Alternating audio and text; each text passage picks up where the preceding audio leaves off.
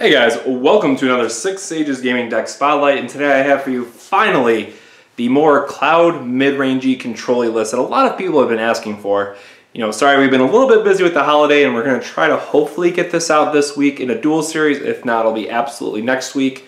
But I want to take a moment and talk about this deck because a lot of people are used to the more aggressive red builds with Cloud that just kind of use the 4 Lightcloud as kind of a finisher because he has Brave. But really this whole deck is about having forwards that are extremely strong like Cloud and Guy who have Brave, or having things that are just great blockers like Aleta and Cecil can stop some aggro decks, or then you have things like Land, which you can do a lot of really tricky things with this deck to make sure you can get those last couple points in of damage with him. So really this deck is all about Cloud, Guy, and Land, and then it has some other key cards that go along with it that really help smooth out your game plan and really help you stall out the game long enough. Now again, I do want to say this is certainly more of a mid-rangey control kind of list. You are expecting to go long with this every time, so please keep that in mind. So first we're going to talk about all the forwards, and then we're going to talk about the summons, and lastly wrap it up with the backups. So let's get right into it. So up first we have Tifa. Now again, you might be thinking like, whoa, this is only a one of, what's going on? And really, you only have this in the deck for Water Kick. Now there could be a reason to run 3 of the 4 drop, but there's also ways that you can maybe sneak this in as a last point of damage. So I like having both of them in the deck because we have Zangan and we can tutor up for either. It's always nice to have that option. So maybe you want to do a 3-in-1 split if you have another room for the 4 drop, but I think you should always include a 1-of just because some games that last Swiftness or Haste Guide to get that last point of damage is really going to be able to win you the game, especially with a couple of the different ways that we have to clear the board, so it's always something to consider. 2 of Cloud. Now this one is strictly for discarding for Omni Slash for our Lightcloud. Now there are some cute instances where you can deal 2,000 damage or something, and maybe you combo with Magus or Furion to kill something, but ultimately that's probably not going to be your best use of it, so keep that in mind. But we do have Jessie to tutor up again either version. We can search our deck for a 2-drop Cloud or 4-drop. So I really want to stress, probably try to save these for Meteor Rain or Omni Slash for Lightcloud, but there are going to be some interesting points where those do come in handy. Now again, Land, I know we said this is more of a mid-rangey kind of control list, but again, I just cannot stress how good this card is. There's so many different things I'm probably even forgetting. One of the key things to note is Golem. It doesn't say which, it doesn't have to be one of your forwards, so you can actually use Golem to clear the way for one of their forwards to puppet by 2k. And because he can't be blocked by a forward with greater power than his, you can clear the way that way. And then you have Water Kick, and then you have Omni Slash, and then you have Brynhildr, and then you have other things that you can do with like Red Mage. There's a lot of different ways that this card can come in handy in this deck, and it can really help get in those last couple points of damage you need. So it's one of those cards, especially because we're running Fire Earth, I have to include 3 of them. It's just way too good of a card for what it does.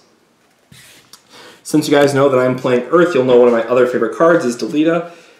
Okay, it's a 9k 3-drop, so it's great for blocking and great for defensive. It breaks our backup, so if we play a Jessie early, we can break it, play another Jessie, search up another Cloud. It's really in the deck just for that. Now you might think that breaking backups is a little bit overrated, but I want to be able to tutor up as many Clouds as I can every single game, and Aleta is absolutely there to fill that role. Speaking of more anti-aggro cards, again we have Cecil. Especially if your opponent is playing things like 2-drop Tifa or Onion Knight, which also has 5,000 health. Tifa only has 4,000. There's a lot of different things that your opponent's gonna go, wait. Oh, it also kills 1-drop Snow. There's a lot of different things that it kills. Now, yes, you are taking a point of damage, so that is something to consider. But what's also important to note is that we do play Brynhildr. So if there's ever a case where you just can't get rid of, like, let's say they're 9,000. You can take a point of damage, use Cecil effect to deal at 5,000, and then use Brynhildr to deal another 7.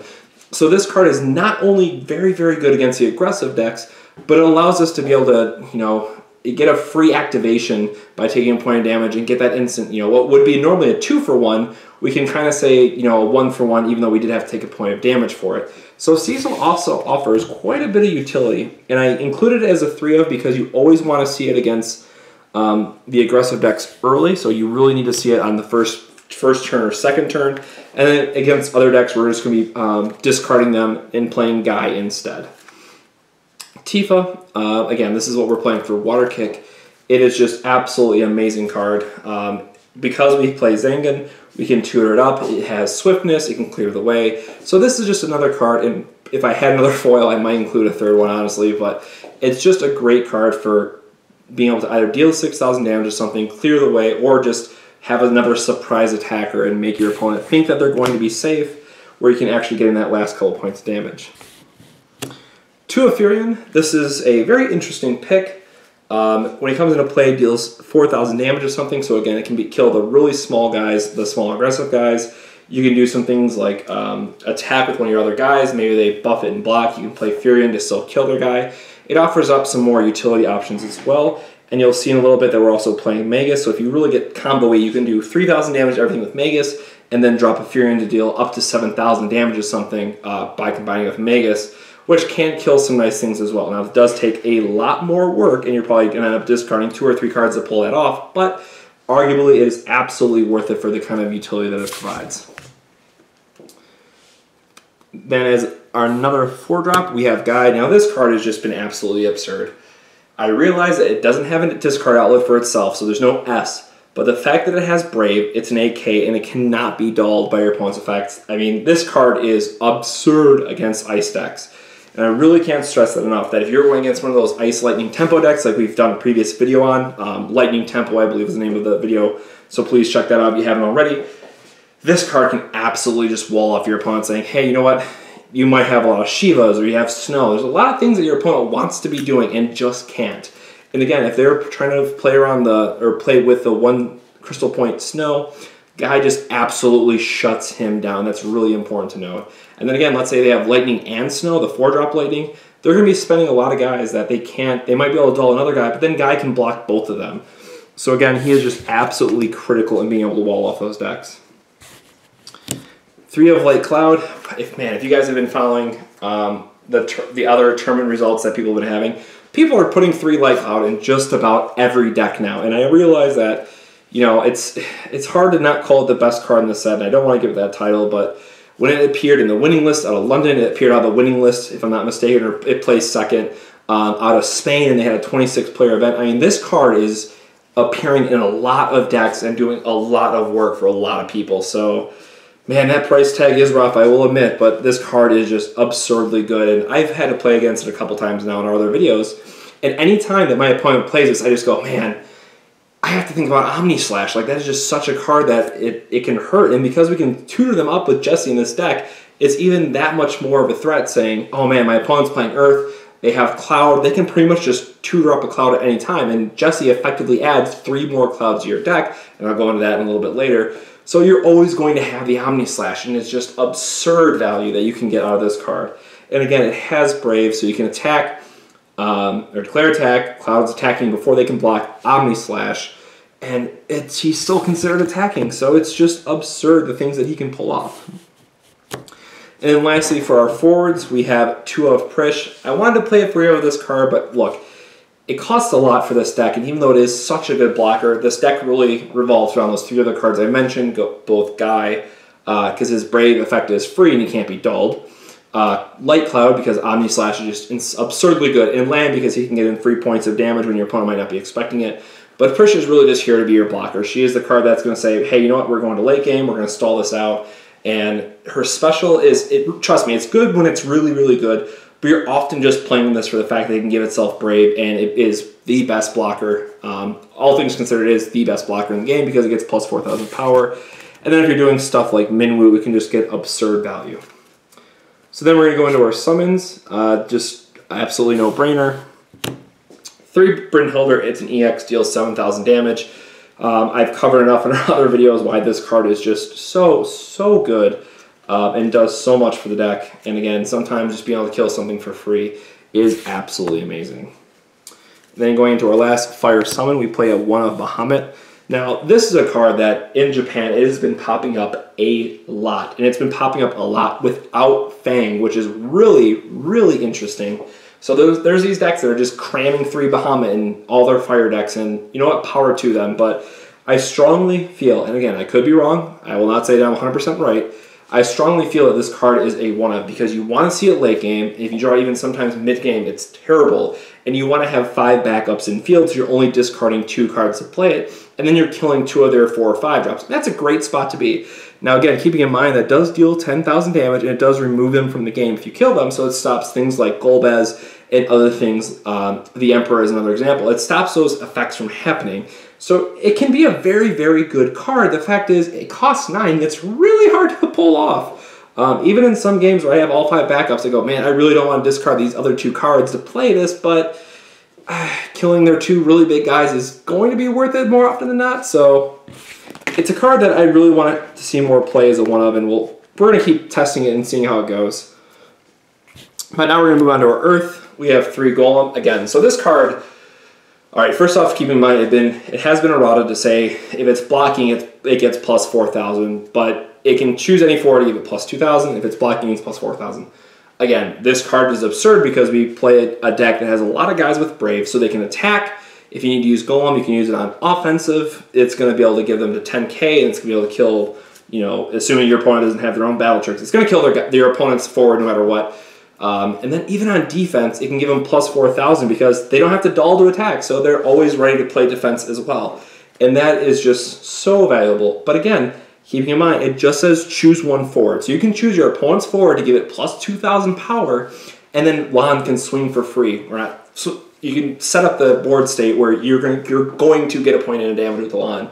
And that is something that's just been phenomenal. Like, I didn't even think about that until it's like, oh, hey, this is actually pretty neat.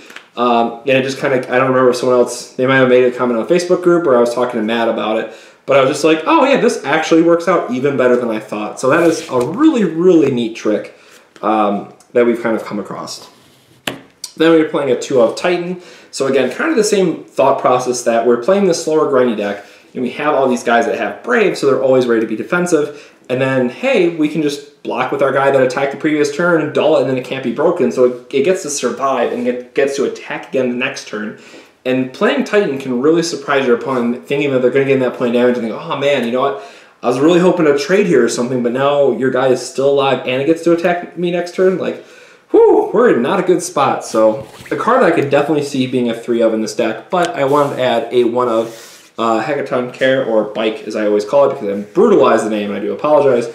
But every now and then there's going to be a backup that's giving us a lot of issues, and namely it's probably going to be Red Mage, and I'll get into that card here next, because Red Mage is an absurdly good card. Sometimes you'll need to remove a Minwu, what have you. I would love to see this card as a 2 of, and maybe I cut a guy, or maybe I cut one of the 3 ofs in the deck that don't have a discard outlet to play another summon, but then that puts us at 11 summons, and I personally feel that's really high.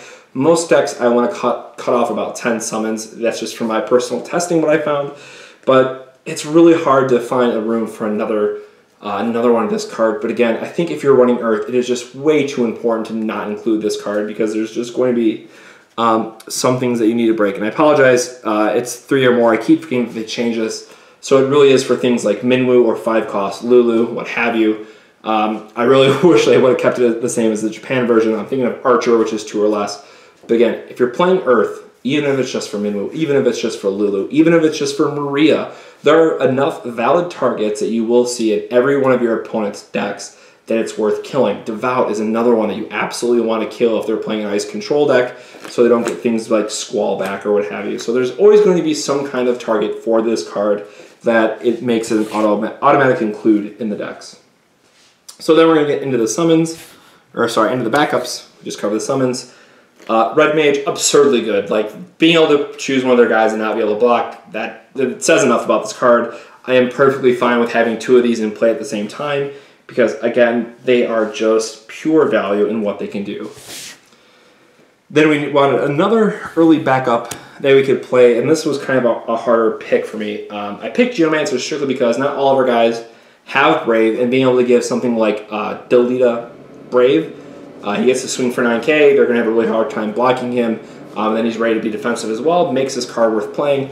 And then again, we do play 3 Delita, so we can break our own backups when we need to, and we get to free the space for other cards. So Geomancer, you can play multiple because there's a 3-card icon, but sometimes you might need to free up space to play a quote-unquote 6th backup.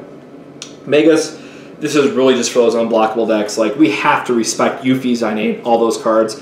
So I really think that, you know, because we're playing that higher curve of guys, and yes, we do have Aleta, we want to play 3 Magus just so we can answer those cards. So might be a little overkill, but I think 3 is fine. 3 Jesse. Now again, I said that this adds 3 clouds to your deck. And really what I mean is that this card basically counts as a cloud because when you find it, when you see it in your hand, you play it, it's going to get you a cloud. So that really helps thin out your deck. It really helps with the consistency, and it really says, you know what, I'm going to Omni Slash my way to victory, and there's pretty much nothing you can do about it. So absolutely, if you're playing Aleta, or if we have to, we can bike our Hecaton Care, our own Jesse to get another one. We have multiple ways that we're going to be playing multiple Jessies in the game. Zangan, I've talked about how much I love this card. It's an EX Burst. We just tutor Tifa for free. It gives 4-drop Tifa Haste, which can also be great. We can play Zangan, give the Tifa Haste they might not have expected, then use Red Mage's effect to make something not be able to block it, and then we can Water Kick on top of that. So we can effectively, you know, negate 2 of their blockers and give Tifa Haste and give them a surprise attack. So I would have liked to see another Tifa somewhere in this number. You know, the other Matt always refers to it as kind of the Tifa engine. But I think if you're playing a more mid-rangey, control-y, grindy list, I think it's absolutely some number of the total package that you want to include.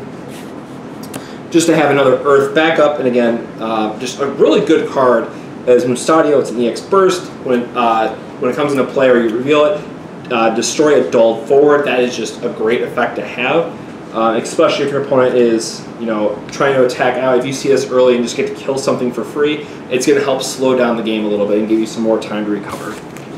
And then lastly, just a one-of, because it is just a great card to play and surprise your opponent with. Shamtodo allows us to, if your opponent might not be expecting it, so if they commit too much to the board, if they overextend, you can just kind of sandbag your blockers a little bit to negate the points of damage you're going to be getting. But then Shamtodo can just come down, clear the board, set the board state back, and then you can follow up with like a cloud or something, which is going to allow you to control the state of the game, the board state of the game, a lot better. So that's what I have, guys. That is the more mid-range cloud control list. I hope you liked it. Again, please feel free to play around with the numbers a little bit. This is definitely very much a work in progress. There's probably a lot of changes that I'll end up making once we have the time to test it a bit more. But ultimately, the deck's in an okay spot right now. Obviously, there's always going to be some personal preferences. There's going to be some changes that need to be made based on your local meta. But ultimately, I think this is a great spot to start for the Lightcloud mid-range brew that a lot of people have been asking about. So that's all I have for today, guys. Like I said, we'll try to have a dual series up as soon as we can. Please make sure to like, comment, subscribe, all that stuff. It really, really helps out the channel. We do appreciate all the love and support. Make sure to check out other dual series and deck spotlights on the video. And again, let us know what you would change about it. We're always willing to hear what other decks you might put together or where you might take them. So thank you very much for watching, guys. Catch you on the next 6 Sages Gaming Deck Spotlight. Have a good one.